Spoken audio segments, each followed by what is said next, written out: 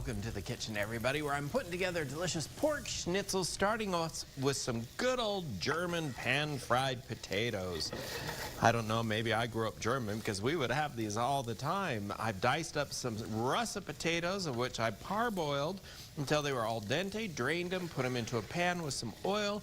That's just enough to lightly coat the bottom of the pan, season the potatoes, and then fry them up in that pan until they are golden, delicious, and brown, just like that. And so now what I also have prepared already is just some German-style coleslaw. The German-style coleslaw is a vinaigrette dressing. It's not a mayonnaise dressing. And so you may make German-style coleslaw all the time at home. Now, I did use a balsamic vinegar, but in the recipe, I have said red wine vinegar, of which I thought I had here in the kitchen, but I don't, so I just use the balsamic vinegar, which is fine. But I would prefer probably a red wine vinegar on there, but you decide what you'd like at home.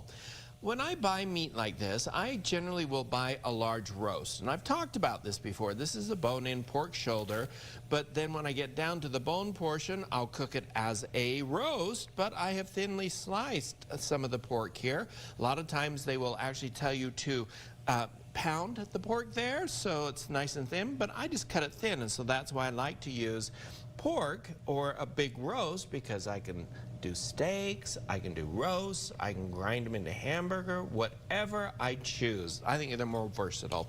So once you get that all done, season them with a little bit of seasoning. You're gonna dredge them in some flour. You're gonna then dip them in some egg and then some breadcrumbs, just like that. And then these are actually gonna go into a deep fryer and actually just fry them up. You can do them in a fry pan if you so choose. That is fine also. Just make sure there's enough oil in there so that they actually deep fry rather than just pan fry. So you get a nice crispy exterior. So I'll get the rest of these all breaded and cooked up and fried off so that we come back, we can put it all together. It's a really simple and delicious dinner idea for a snowy day. Perfect. Yeah, all right. Thanks, Chef Bryan. It smells amazing in the kitchen, guys. Yeah, I went back in the kitchen during the break and he kicked me out. Yeah, I did kick it. I said, you better be a little more excited about my pork schnitzel, Ron Bird. Otherwise, you know, no lunch for you. Okay, I'll be nice. Oh, thank you. All right, guys, let's finish it up. So the reason I decided to actually pan fry them is I didn't want all those breadcrumbs, the loose ones, to come off into my deep fryer. So it's just one of those convenient things. And so I wanted to show you, if you don't have a deep fryer, you can absolutely pan fry them just like I'm doing till they're nice and golden brown. It doesn't take long for them to cook all the way through because they're thinly sliced and everything. And my cute friend Anna's here watching us in the kitchen. I just want to say, see how easy that was to lift out of there? If you're sticking, things are sticking in there, go ahead and use a non-stick pan. That's really very easy and convenient, I'm just saying.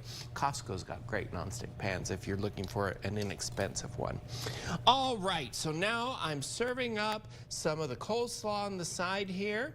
And this is what I remember when I was in Austria. Oh, this is so good. I would have this schnitzel, and then I would have apple strudel for dessert, and I would have a bottle of Coke, and then I'd always say, can I have some ice with that? And they'd always look at me like, are you crazy? You crazy Americans, what's wrong with you? So let's go ahead and put this schnitzel, pork schnitzel, right on the side there. And then what I'm going to do is we're going to serve this up with some sliced up tomatoes for some beautiful color on the plate, as well as a lemon wedge on there that you can squeeze over the schnitzel itself to make it that much more delicious.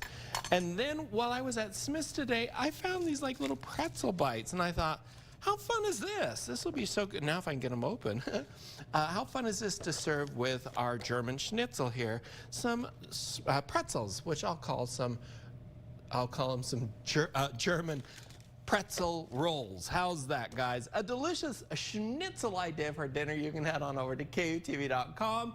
You can also go to cookingwithchefbryan.com for the recipe.